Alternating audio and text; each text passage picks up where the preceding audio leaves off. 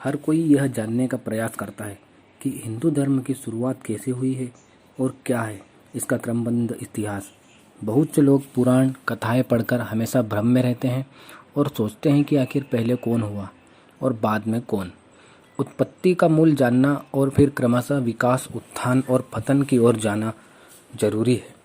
ग्रंथों में इतिहास को क्रमबद्ध न लिखकर काव्यमय और होच-पोच लिखा गया है, इसलिए वह हमारी समझ में नहीं आता। हिंदू मानते हैं कि समय सीधा ही चलता है। सीधे चलने वाले समय में जीवन और घटनाओं का चक्र चलता रहता है। समय के साथ घटनाओं में दोहराव होता है, फिर भी घटनाएं नहीं होती है। लेकिन समय की अवधारणा हिंदू धर्म में अन्य धर्मों की अपेक्षा बहुत अलग है। प्राचीन काल से ही हिंदू मानते आए हैं कि हमारी धरती का समय अन्य ग्रहों और नक्षत्रों के समय से भिन्न है। जैसे 365 दिन में धरती का एक वर्ष होता है, तो धरती के मान से 365 दिन में देवताओं का एक दिव्य वर्ष होता है। हिंदू काल अवधारणा सीधी होने के साथ चक्रीय भी है। चक्रीय इस मायने में कि दिन के बाद रात और रात के बाद दिन होता है, तो यह चक्रीय है। लेकिन इसका मतलब यह नहीं कि कल वाला दिन ही आज का दिन है और आज भी कल जैसी ही घटनाएं घटेंगी। राम तो कई हुए, लेकिन हर त्रेता युग में अलग अलग हुए और उनकी कहानी भी अलग अलग है। पहले त्रेता युग के राम का दशरथ नंदन राम से कोई लेना देना नहीं है। यह तो ब्रह्मा, विष्णु और शिव ही तय करते हैं कि किस युग में कौन सा राम होगा और कौन रावण और कौन कृष्ण और कौन कंस होगा। ब्रह्मा, विष्णु और महेश के ऊपर जो ताकत है उसे कहते हैं काल ब्रह्म। यह काल ही तय करता है कि कौन ब्रह्मा होगा, कौन विष्णु होगा। उसने कई विष्णु पैदा कर दिए हैं कई अन्य धरतियों पर। उपरोक्त से आशा यह है कि हिंदू काल निर्धारण अनुसार 4 युगों का मतलब 12,000 दिव्य वर्ष होता है। इस तरह अब तक 4-4 करके 71 युग हो चुके हैं। 71 युगों का एक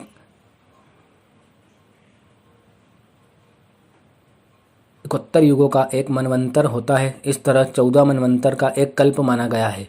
एक कल्प अर्थात ब्रह्मा जी के लोक का एक दिन होता है। विष्णु पुराण के अनुसार मनवंतर की अवधि 71 चतुर्युगी के बराबर होती है। इसके अलावा कुछ अतिरिक्त वर्ष भी जोड़े जाते हैं। एक मनवंतर बराबर 71 चतुर्युगी युग होते हैं और 71 चतुर्युगी युग बराबर 8,52,000 दिव्य वर्ष होते हैं।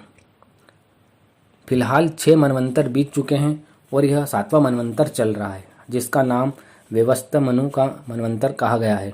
यदि हम कल्प की बात करें तो अब तक महत्कल्प, हिरण्यगर्भ कल्प, ब्रह्म कल्प और पद्म कल्प बीत चुका है और यह 5वां कल्प वराह कल्प चल रहा है। अब तक वराह कल्प के सौरोचित मनु, उत्तम मनु, तमास मनु, रेवत मनु, चाक्षुष मनु तथा व्यवस्थ मनु के मनवंतर बीत चुके हैं और अब व्यवस्थ तथा सावर्णी मनु की अंतर्दशा चल रही है। सावर्णी मनु का अभिभार्व विक्रमी संवत प्रारंभ होने से 5,631 वर्ष पूर्व हुआ था। हिंदू धर्म के इतिहास को कई इतिहासकारों ने लिखा है, लेकिन आजकल नेट का युग है। यहाँ इतनी लंबी चौड़ी बातें लिखने से शायद ही समझ में आए। मोटी मोटी किताबें पढ़ने की किसे फुर्सत है। हिंदू धर्म के प्राचीन इतिहास को किसी मानव की उत्पत्ति से जोड़कर नहीं देखा जा सकता। जैसा कि दूसरे धर्मों में आदम से इतिहास की शुरुआत होती है, फिर क्रमशः मूसा, ईसाई और मोहम्मद तक समाप्त हो जाती है, जबकि हिंदू धर्मानुसार मनुष्य पहली बार नहीं जन्मा तथा इसका अस्तित्व कई बार मिट गया है और हर बार उसकी उत्पत्ति किसी एक माध्यम से हुई है। कभी उसको रचा गया तो कभी वह क्रम विकास के माध्यम से जन्मा। इसलिए हमने पुराणों में से कुछ ऐसी कहानियाँ छांटी है जो क्रमशः आपको इतिहास की रोचक जानकारी देगी। तो चलिए शुरू करते हैं आज की ये कहानी। ब्रह्मा, विष्णु, महेश, स्वयंभू मनु का काल। हालांकि ब्रह्मा, विष्णु और महेश की कथा को शिव के भक्तों ने शिव को आधार बनाकर लिखा, तो विष्णु के भक्तों ने विष्णु को आधार बनाकर लिखा। कहा जाता है कि एक बार जब भगवान शिव से पूछा गया कि आपके पिता कौन हैं, तो उन्होंने ब्रह्मा का नाम लिया और फिर पूछा गया कि ब्रह्मा के पिता कौन हैं, तो उन्होंने विष्णु का नाम लिया। और जब उनसे पूछा गया कि विष्णु के पिता कौन है, तो उन्होंने कहा कि मैं स्वयं। जब सब कुछ प्रलय के कारण नष्ट हो गया तो धरती लाखों वर्ष तक अंधकार में रही। फिर सूखी धरती पर जलावृष्टि हुई और यह धरती पूर्ण रूप से जल से भर गई। संपूर्ण धरती जलमग्न हो गई। जल में भगवान विष्णु की उत्पत्ति हुई। जब उन्होंने आंखें खोली तो नेत्रों से सूर्य की और हृदय से चंद्रमा की उत्पत्ति हुई। जल से विष्णु की उत्पत्ति हुई। जल से विष्णु की उत्पत्ति होने के कारण उन्हें हिरण्याभ भी कहते हैं। हिरण्य अर्थात जल और नाभ अर्थात नाभि, यानी जल की नाभि। इस नाभि से कमल की उत्पत्ति हुई और कमल जब जल के ऊपर खिला तो उसमें से ब्रह्मा की उत्पत्ति हुई। फिर उनके माथे से एक ज्योतिर्लिंग प्रकट हुआ जो टूटकर जब बिखरा तो उसमें से महेश की उत्पत्ति हुई। दोनों ने पूछा, मैं कौन हूँ? तब विष्णु ने उनको सृष्टि के विस्तार का आदेश दिया।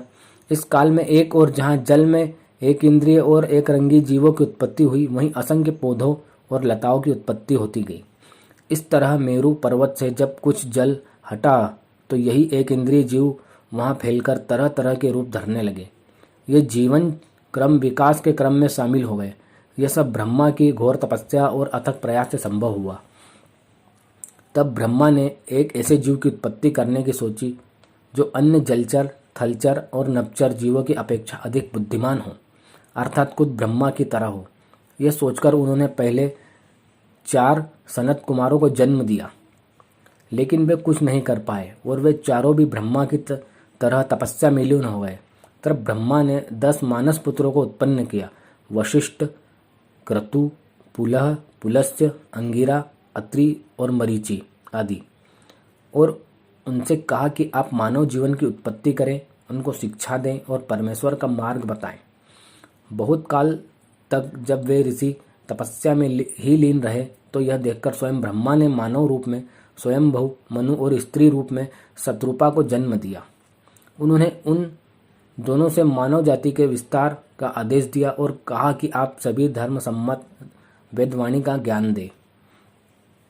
वेद ईश्वर की वाणी है। इस वाणी को सर्वप्रथम 4 क्रमशः ऋषियों ने सुना, अग्नि, वायु, अंगिरा और आदित्य।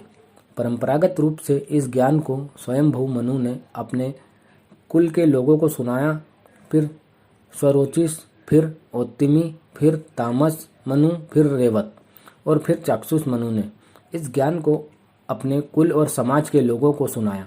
बाद में इस ज्ञान को वैवस्वत मनु ने अपने पुत्रों को दिया। इस तरह परंपरा से प्राप्त यह ज्ञान श्री कृष्ण तक पहुंचा। हिंदू धर्म की शुरुआत की कहानी में सबसे पहले ब्रह्मा और उनके पुत्रों की कहानी का अधिक महत्व है। उसके बाद विष्णु और महेश के शिष्यों और भक्तों की कहानी का अधिक महत्व है। महेश ने ब्रह्मा के पुत्र दक्ष की बेटी सती से विवाह किया और विष्णु ने ब्रह्मा के पुत्र भृगु की बेटी लक्ष्मी से विवाह किया। इस तरह ब्रह्मा, विष्णु और महेश ने संपूर्ण धरती पर देव, दैत्य, दानव, राक्षस, मानव, किन्नर, वानर, नाग, मल्ल आदि हजारों तरह की जीवों की रचना की।